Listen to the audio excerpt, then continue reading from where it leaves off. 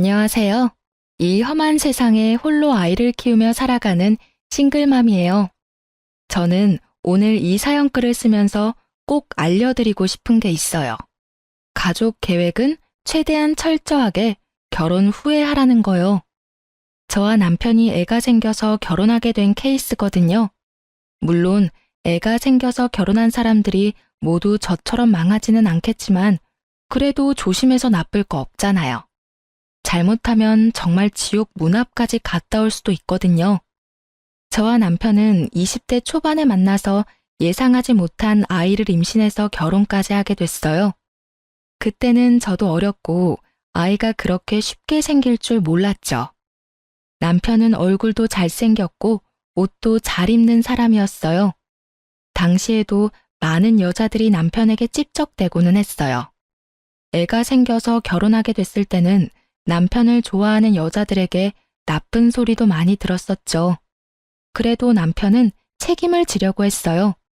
지금 생각해보면 그것은 책임이 아니라 소문이 이상하게 나는 게 싫었던 것 같았지만 그럼에도 제 아이를 책임져 주는 건 너무 고마운 일이었어요. 그런 남편과는 다르게 시부모님은 저를 무척 싫어하셨어요. 아들 임신시켜서 앞길 막는 여자라며 처음에는 그 애가 내 아들 애인 거 확실하냐며 친자 검사까지 하자고 하셨거든요. 애가 태어나고 정말로 그렇게 했어요. 그렇게 하지 않으면 10년, 아니 100년이 지나도 저를 부정한 여자로 만들고 제 아이를 혼외자처럼 만들 것 같았거든요. 검사를 하고서야 아이에 대한 공격은 멈추었지만 여전히 저를 향해서는 날선 공격을 퍼부었어요. 본인들 눈에는 차지도 않는 며느리, 그게 저였던 거예요.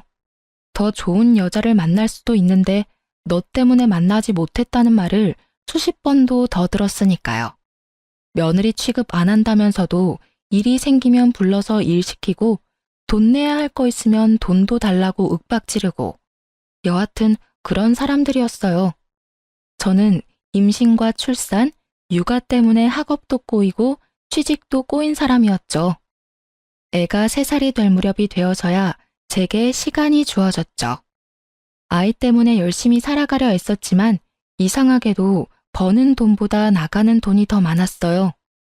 남편은 나이가 들어도 아이가 생기고 가정이 생겨도 포기하지 못하는 것이 2가지 있었거든요. 바로 외모를 가꾸는 것과 명품에 대한 사랑이요. 솔직하게 말해서 우리가 돈을 못 버는 건 아니었어요. 남편은 좋은 직장은 아니지만 그래도 꼬박꼬박 월급이 나오고 있었고 저도 직장에서 일을 하면서 월급을 받고 일했어요. 살뜰하게 살면 그래도 조금은 저축할 수 있는 만큼은 벌었어요. 그런데 남편의 사치가 저희를 점점 올가매는 거예요.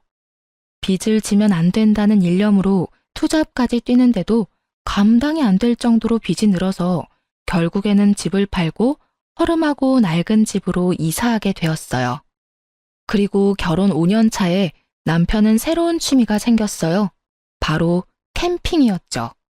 한창 캠핑 붐이 일어날 때였는데 하루가 멀다 하고 비싼 캠핑 장비를 사들이더라고요. 혼자 즐길 거라면서 아기자기하고 예쁜 소품도 사들이는 걸 보고 저는 저와 아이를 위해 사는 건가 싶었어요. 그런데 정작 저와 아이는 제일 처음 캠핑에만 같이 가볼 수 있었어요. 그 뒤에는 이런저런 핑계로 남편 혼자서 다니게 됐어요. 여전히 캠핑 장비를 사느라 생활비를 주지 않는 남편에게 저는 몇 번이고 말했어요. 제발 이제 그만 좀 사라고요. 그런데도 남편은 알았어 하면서 흘려넘기고는 여전히 비싼 물건을 샀어요.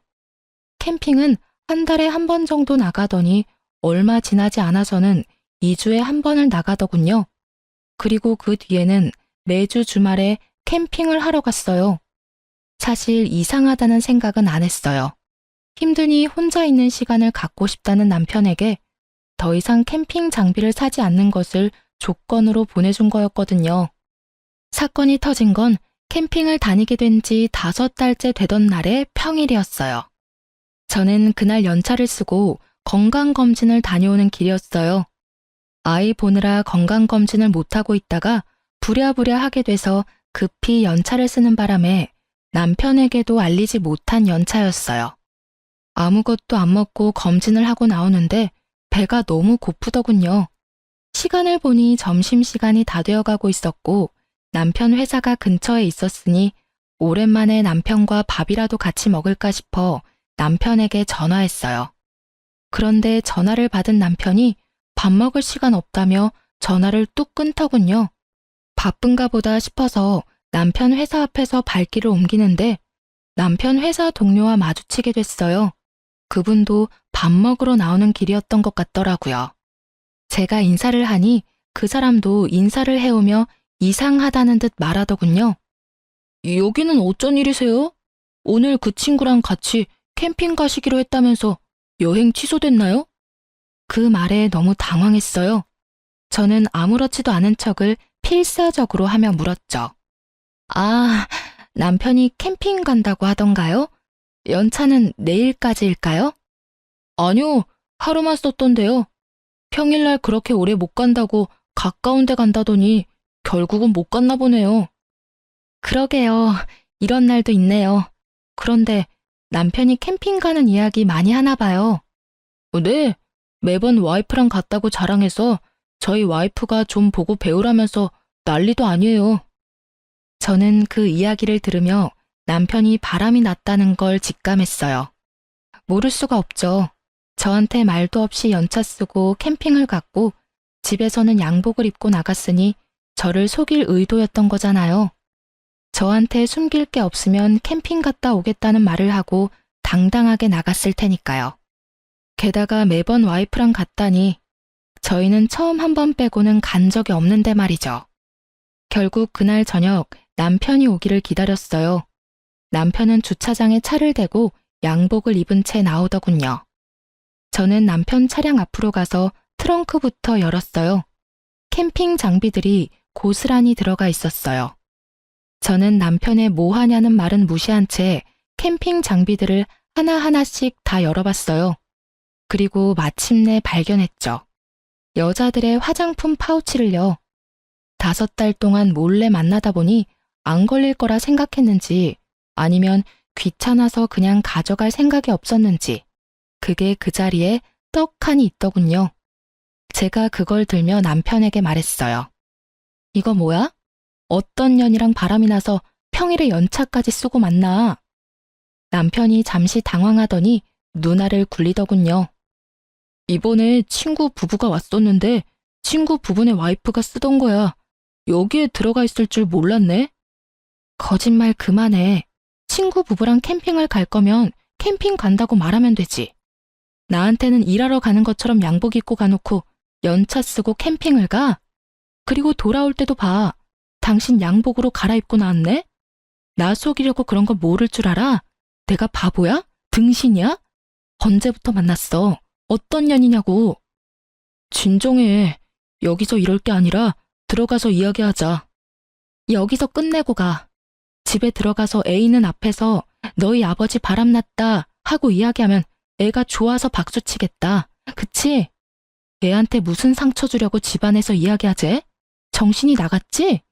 여자랑 바람나니까 애도 와이프도 눈에 뵈지도 않지?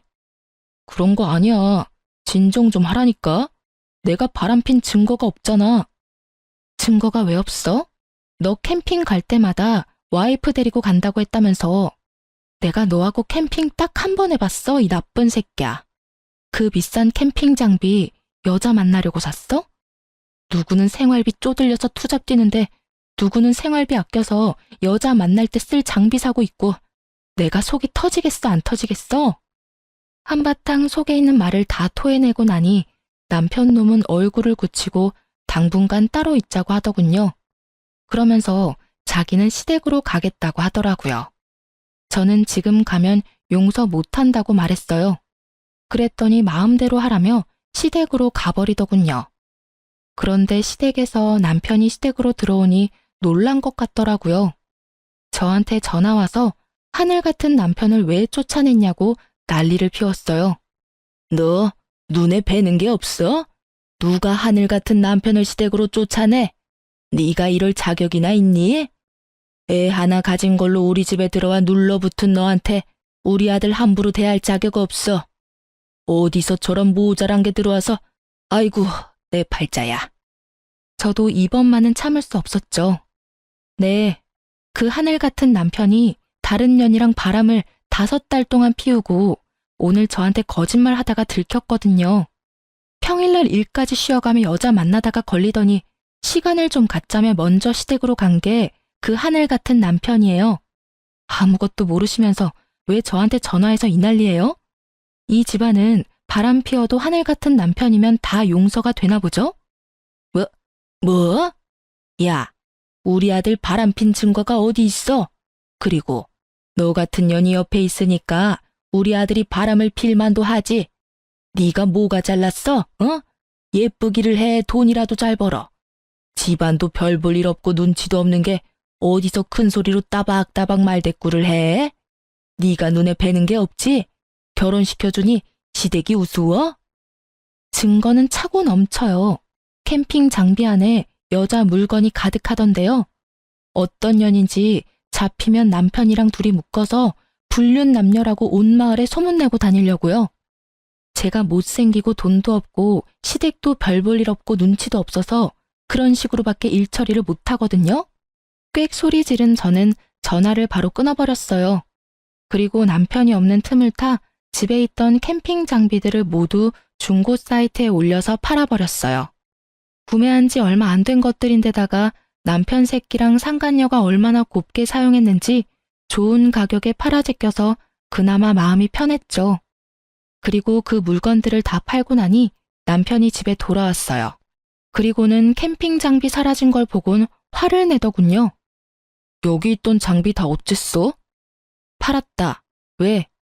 너 여태껏 우리 집에 생활비 안 줬어. 다 팔아도 그 생활비 반도 안 나오더라. 당신이 안 준 생활비라고 생각하면 안 아까울 거야. 어차피 있으면 여자나 만나러 다닐 때 쓸 장비 뭐하러 집에다 놔둬? 그게 다 얼만데 그렇게 후려쳐서 받았어. 아무리 화가 나도 이건 아니지. 뭐가 아닌데? 아닌 건 네가 저지른 불륜이지. 앞으로 캠핑 장비 사들이기만 해봐. 네가 또 바람 피우는 거라 생각하고 내가 손수 오는 족족 다 분지르고 태워버릴 거니까. 알았어. 앞으로 안 사면 되잖아. 그리고 그 여자랑 다 정리했으니까 이제 그만해. 뭘 그만해? 지금 여기서 그만하자고 말할 수 있는 사람은 나야 당신이 아니라. 왜 네가 여기서 뭐가 되는 것처럼 구는데? 그냥 이참에 헤어질까? 나도 이렇게 구질구질하게 사는 거 질렸어. 나도 내 새끼랑 느긋하게 카페도 다니고 여행도 다니고 저녁에 같이 뒹굴면서 살고 싶어.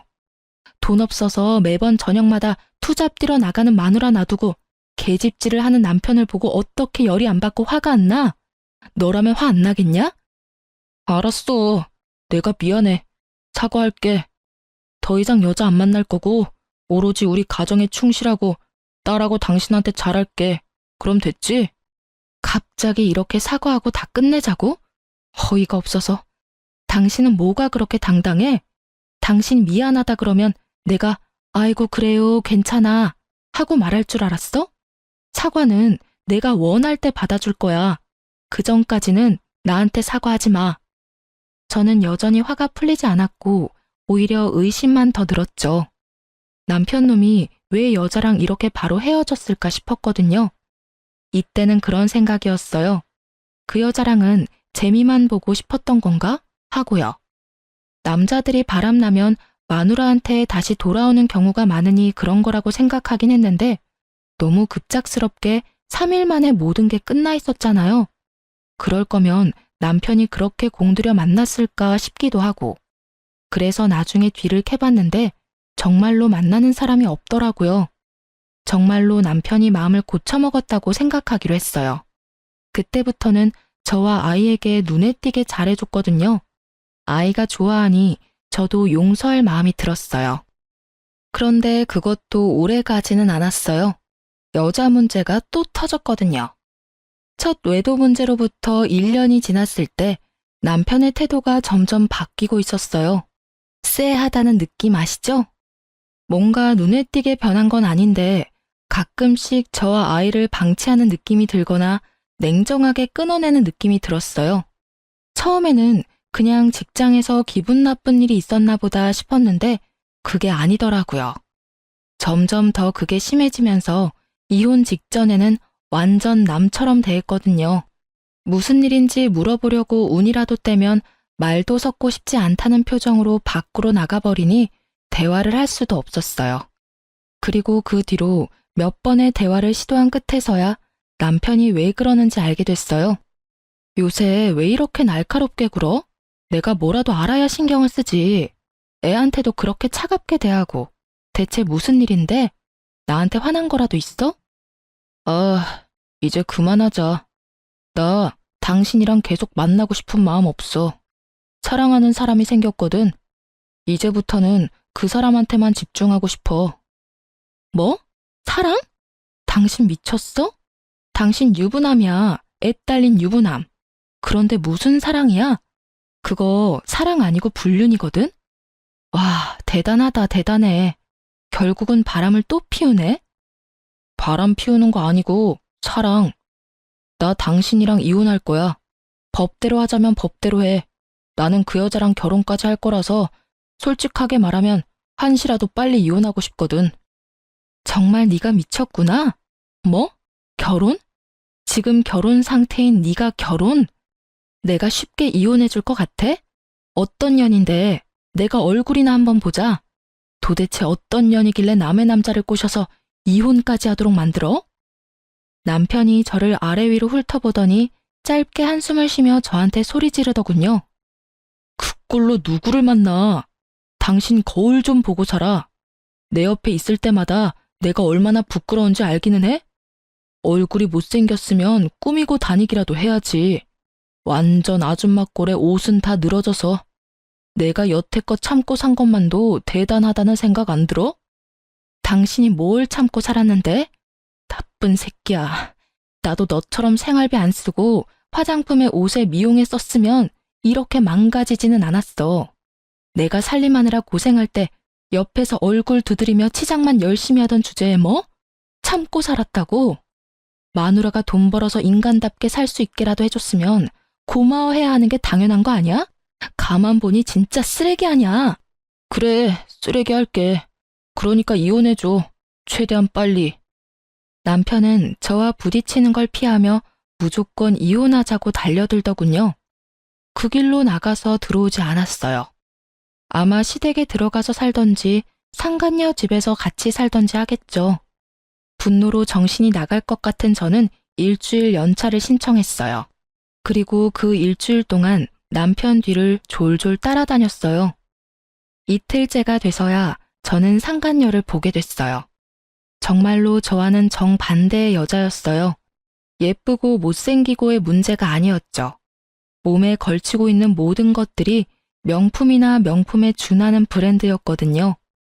온몸을 명품으로 휘감은 여자는 남편과 함께 유유자적하게 쇼핑을 하더라고요. 비싼 주얼리샵에서 무언가를 구매하고 나오더라고요. 그걸 보면서 진짜 살이 부들부들 떨리는 기분을 참아냈어요. 마누라한테는 기념일에도 선물 하나 안 사주더니 저런 여자한테 빠져서 돈은 잘만 쓰는구나 싶었거든요. 그렇게 남편의 뒤를 쫓는데 두 사람이 큰 주택 앞에서 내리더군요.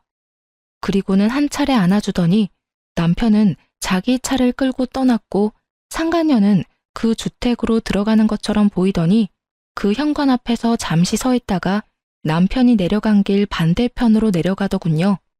이상하다는 생각에 상간녀의 뒤를 쫓았는데 생각지도 못하는 곳으로 향하더라고요. 저는 그걸 보고 아주 좋은 생각이 떠올랐어요. 바로 남편에게 빅엿을 먹일 생각이요. 며칠 더 상간녀 뒤를 쫓던 저는 일주일 뒤쯤 남편을 불러냈어요. 긴 말 안 해. 이혼 다시 생각해. 나 정말로 마지막 기회 주는 거야. 다 정리하고 나랑 애 옆으로 돌아와. 그러면 용서는 해줄게. 언제가 될지는 모르겠지만 그래도 애 아빠잖아. 내가 왜 당신이랑 살아야 되는데? 당신보다 100배는 더 좋은 여자랑 결혼할 거니까 당신도 제발 그만하고 나 좀 보내줘. 이러면 당신만 곤란한 거 잘 알잖아. 나 말고 다른 사람도 만나봐야지. 언제까지 나한테 매달려 있을 건데? 결국은 당신 발로 무덤 파고 들어가겠다는 거네? 좋아. 나도 나 싫다는 남자 붙잡고 살 정도로 뻔뻔하고 멍청한 여자는 아니니까. 그럼 나도 내 조건 들어주면 바로 이혼해 줄게. 애 친권, 양육권 나한테 주고 매달 양육비 보내. 그리고 지금 살고 있는 집도 나한테 줘. 어차피 돈도 얼마 안 되는데 그걸로 위자료 하면 되겠네. 그거면 돼? 고작 그거 받겠다고 여태까지 그 난리 친 거야? 미리 말했으면 내가 알아서 챙겨줬을 텐데 뭘 그렇게 바락바락 악을 써. 애는 당신이 데려가. 어차피 그 여자는 애 필요 없대. 그리고 집도 당신이 가져가. 지금 당장 이혼 서류 내 앞에서 작성하면 나도 지금 당장 명의 변경해줄게. 그럼 됐지? 정말로 큰 소리치며 남편이 인심후한 사람처럼 말하더군요. 이 거래가 얼마나 중요한 건지도 모르고 말이죠. 저는 속으로 웃으며 미리 준비해뒀던 이혼 서류를 건넸어요.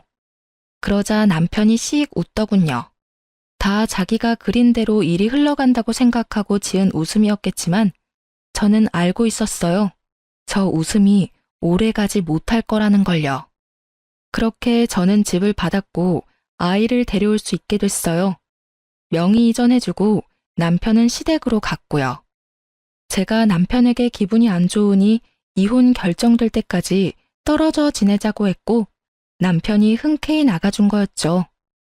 그렇게 남편이 시댁에 돌아간 지 며칠 만에 시댁에서 전화가 왔어요. 잠깐 시댁에 오라고 하더군요. 무슨 일인가 싶어서 갔더니 시댁에서 봉투를 하나 건넸어요. 두둑한 걸 보니 돈이 꽤 많이 들어가 있었죠. 이게 뭐죠? 뭐겠어? 위자료야, 위자료. 이거 먹고 우리 아들한테서 더 이상 질척대지 말고 깔끔하게 떨어져. 그리고 어디 가서 우리 아들 전처라고 말하고 다니지도 말고. 어기면 정신적 피해 보상으로 위자료 3천만 원 요구할 거야. 요컨대 입막음용 값이었던 거죠. 참으로 대단한 분들이었어요. 아들을 위해 뭐든 다 할 수 있는 분들이죠. 잘못한 자식 새끼에 대한 사랑을 이런 방식으로만 할 수 있는 사람들을 보니 머리가 어지랬죠. 하지만 저는 그걸 거부할 이유가 없었어요. 제가 그걸 집어들자 시모가 종이를 한 장 들이밀더군요. 각서다. 우리 아들 봐도 아는 척 하지 말고 애가 우리 아들 애라고 찾아오지도 말고 어디 가서 우리 아들 전처라고 말하지 말라는 내용이야. 알아들었으면 각서에 지장 찍어. 저는 그것을 읽고는 한마디를 꺼냈어요. 죄송한데 여기 몇 가지 더 추가해도 될까요? 내용 듣고 결정하마. 이혼하고 나면 번복은 할 수 없다. 이 항목이랑 양육비는 꼭 줘야 한다. 아이에게 접근하지 않는다. 이 세 가지도 넣어주세요. 뭐든 꼼꼼하게 하는 편이 좋은 법이죠. 어차피 애는 필요 없다면서요? 그러면 이렇게 써야 하고 양육비는 이혼해서 제가 친권과 양육권을 가져간 이상 지불해야 하는 거니까 어쩔 수 없어요. 안 줄 때를 저도 대비해야 하니까요. 시모가 잠시 생각하더니 별로 해가 될 게 없는 내용이다 싶었는지 알겠다며 도장을 찍더군요. 그걸 보고 저도 지장을 찍었어요.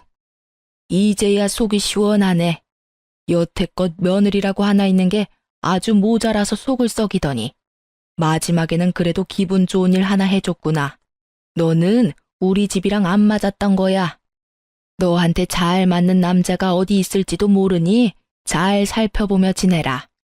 하긴 우리 아들보다 더 대단한 남자는 못 만나겠지만 말이다.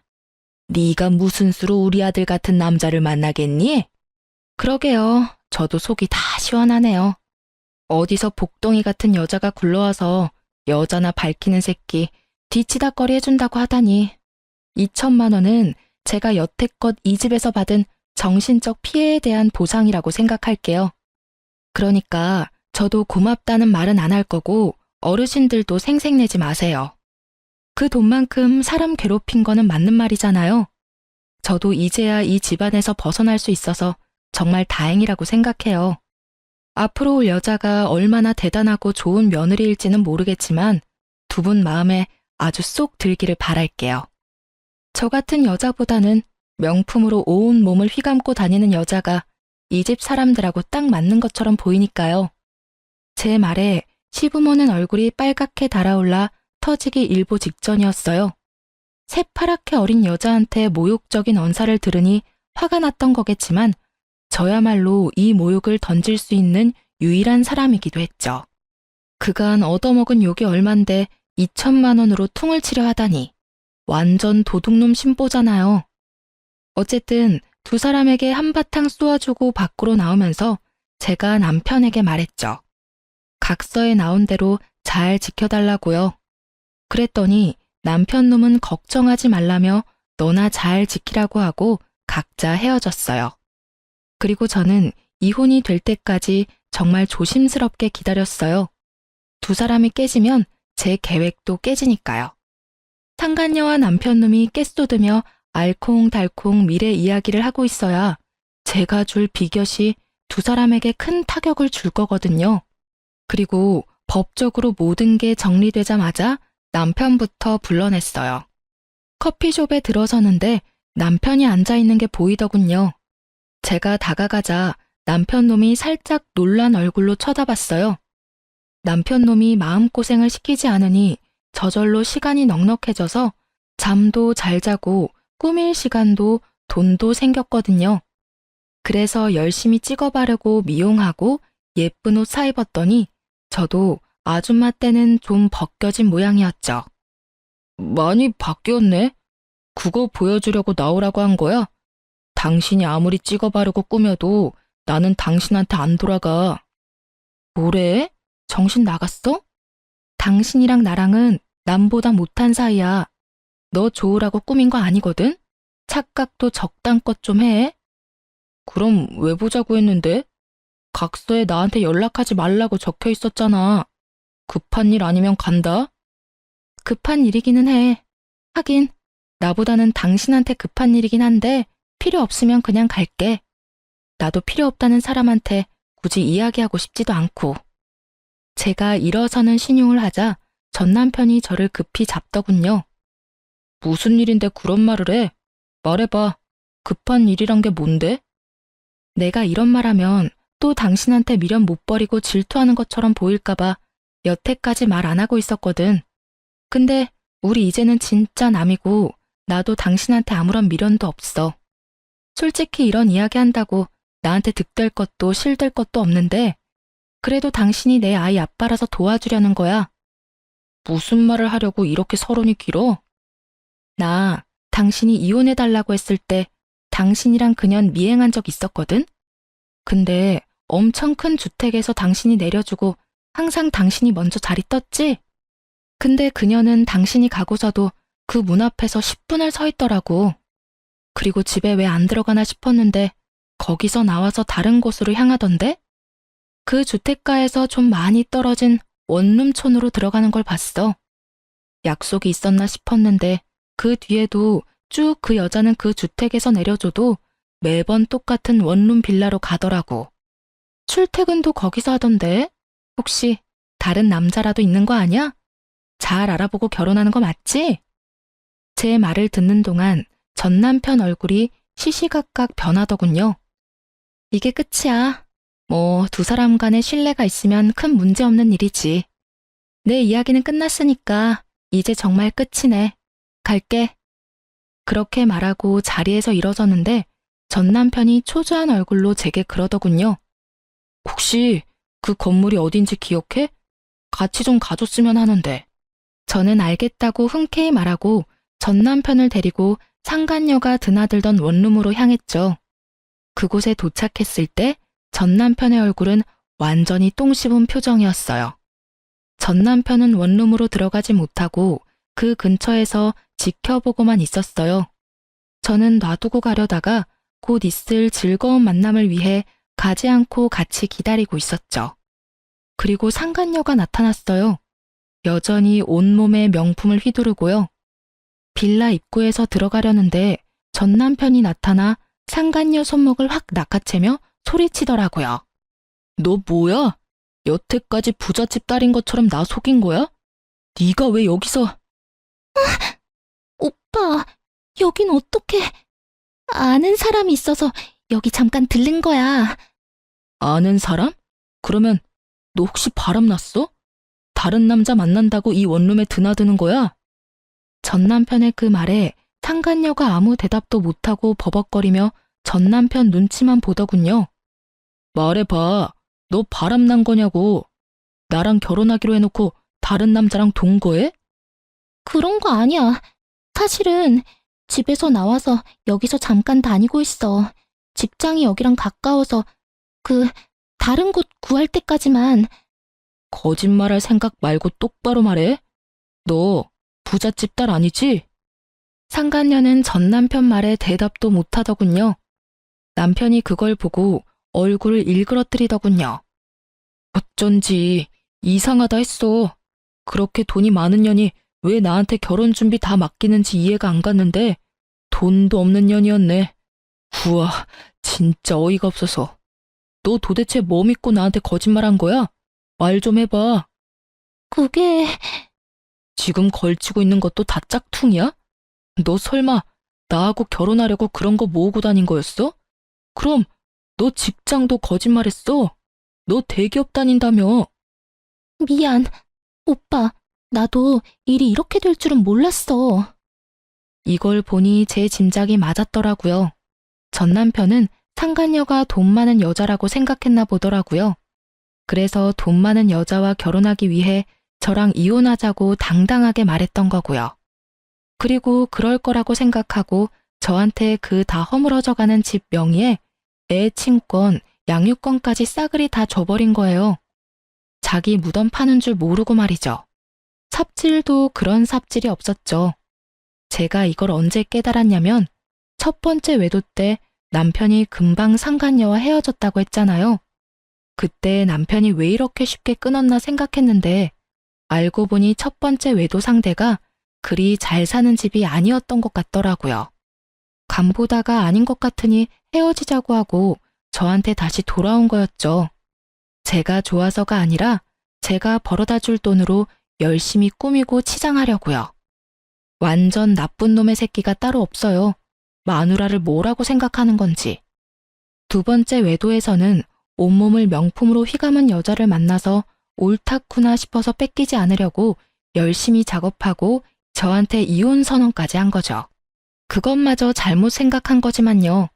그 명품들이 짝퉁일 거라고는 생각도 못했나 보죠. 하긴 마누라 돈으로 불륜하는 것부터가 참 바보 같은 놈이 하는 짓이긴 하잖아요.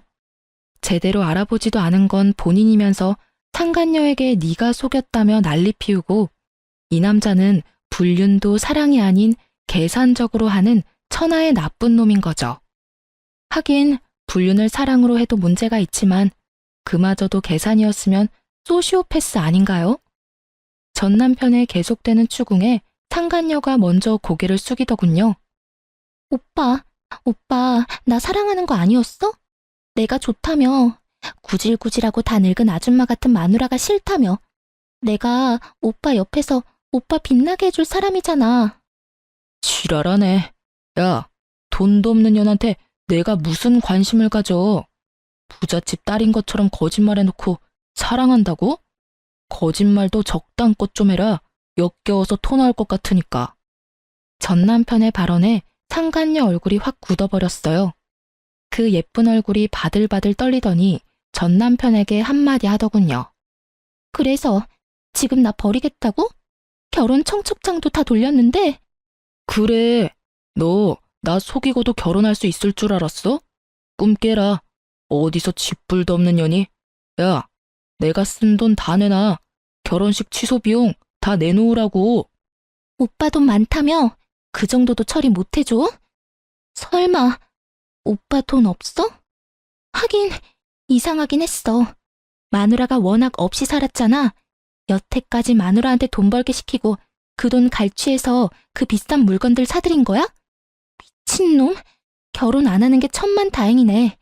너 같은 놈한테 잘못 걸렸으면 당신 전처처럼 이혼할 때까지 돈 갖다 바치느라 일하다 늙어 죽었을 테니까. 결국은 전 남편도 상간녀와 똑같았던 거죠. 두 사람 다 돈이 많은 척을 했고 두 사람 다 돈이 많은 사람을 찾은 거예요. 기생충처럼 빌붙어서 살고 싶어서. 뭐라고? 너 말 다 했어? 다 했다. 왜? 어쩔 건데? 어차피 다 들통나고 파혼까지 당한 마당에 내가 못할 건 뭐 있는데?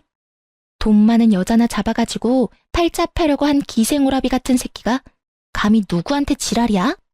여자한테 빌붙지 않으면 명품도 못 사는 남자 같은 거 내 쪽에서 거절이야. 재수가 없으려니까 어디서 저딴 놈이랑 엮여가지고. 앞으로 연락하면 스토커로 신고할 테니까 우리 집 앞에서 당장 꺼져. 상간녀 성격이 보통 넘더라고요. 저는 두 사람이 싸우는 모습을 보며 끄끄거리며 웃음을 참고 있었고 낭패한 전 남편의 얼굴을 보고는 정말 배를 붙잡고 웃고 싶었죠. 그래도 남의 불행을 내 행복으로 삼고 싶지는 않아서 열심히 참아봤답니다. 그래도 웃음이 막아지지는 않았지만요. 상간녀가 자리를 뜨고 저도 슬그머니 자리를 뜨려는데 전 남편이 저를 붙잡더군요. 잠깐 기다려봐. 우리 이혼 없던 일로 하면 안 될까? 당신도 봤잖아. 저 여자 나를 돈으로밖에 생각하지 않았어. 게다가 아무것도 가진 것도 없으면서 사치만 엄청 해대는 여자고. 난 그냥 저 여자한테 당한 불쌍한 남자야. 당신이 그렇게 말하니까 소름 돋는다.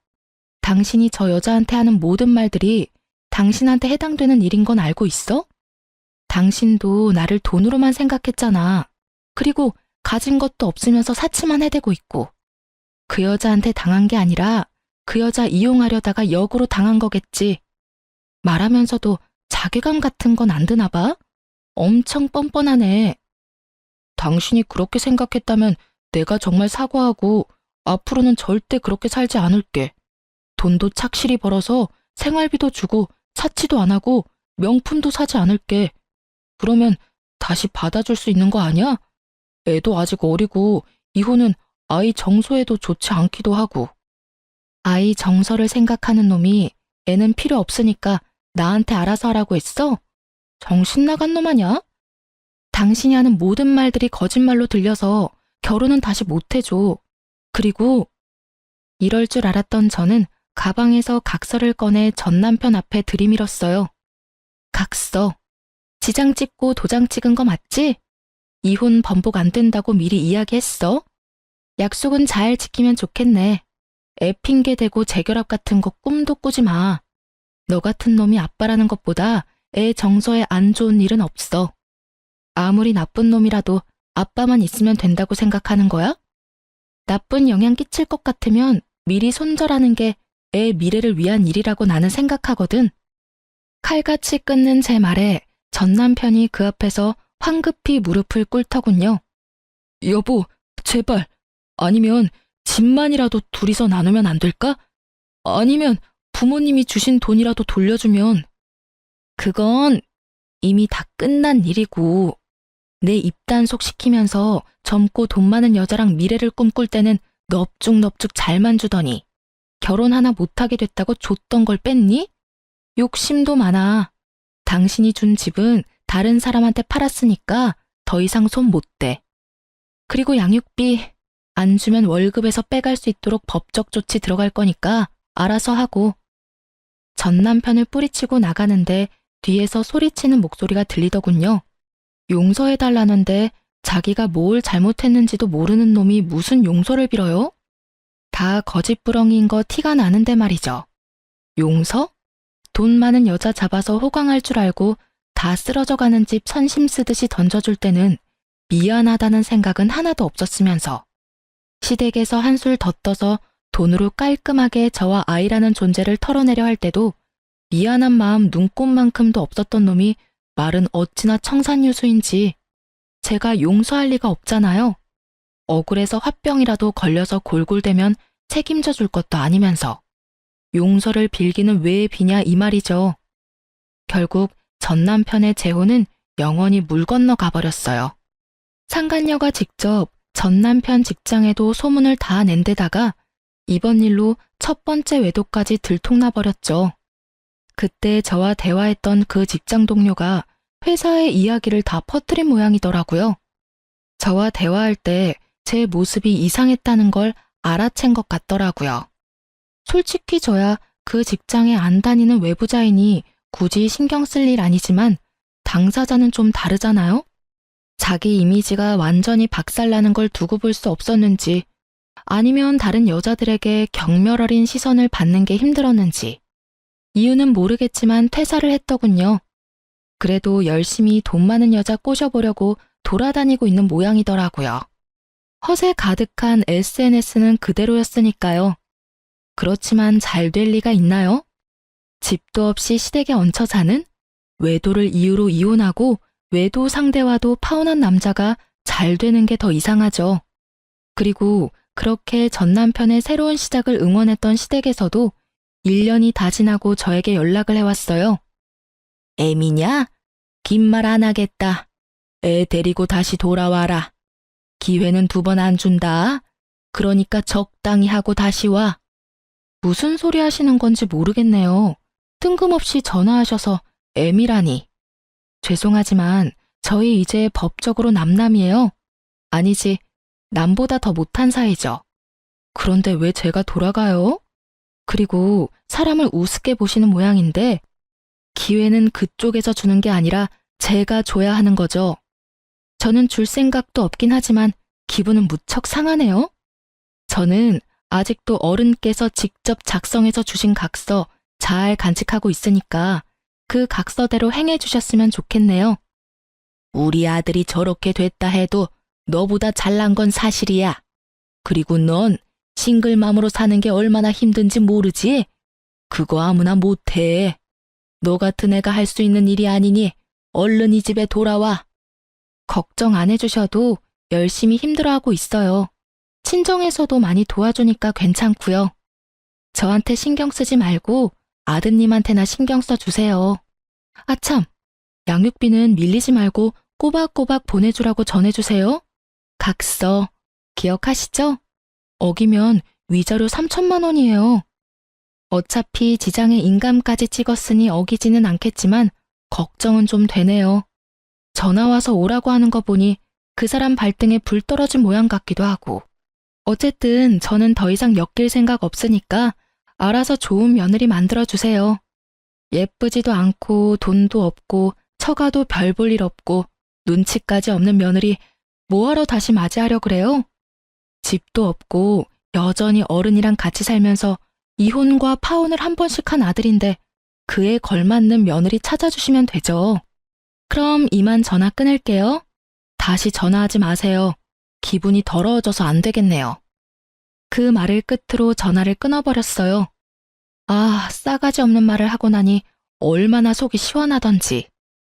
오해하지 마세요. 저는 예의범절을 잘 지키는 착한 어른이랍니다. 다만 제 심장에 비수박아서 비틀어 짜는 사람들에게까지 예의범절 지켜줄 필요 없잖아요. 이렇게 저와 그쪽 집안과의 악연은 끝을 맺었어요. 정말 길고도 질긴 악연이었죠. 아이를 갖지 않았다면 이런 일도 겪지 않았겠지만 아이가 생기지 않았다면 이런 일도 견뎌낼 수 없었겠죠. 그 아이는 지금도 무럭무럭 잘 자라고 있어요. 언젠가 아이가 아빠에 대해 궁금해하면 차분하고 진지하고 교육적인 말로 이야기해 주려고 미리 사연글을 쓰면서 정리해봤네요. 여전히 떠올리면 욕이 나올 것 같은 날들이었지만 마지막에 선사한 엿 덕분에 조금이나마 맺힌 돌덩이가 사라진 기분이에요. 그리고 글 읽는 분들께서도 조금은 시원한 기분 느끼셨으면 좋겠네요. 그럼 저는 이만 들어가 보겠습니다. 모두 행복한 하루 보내세요.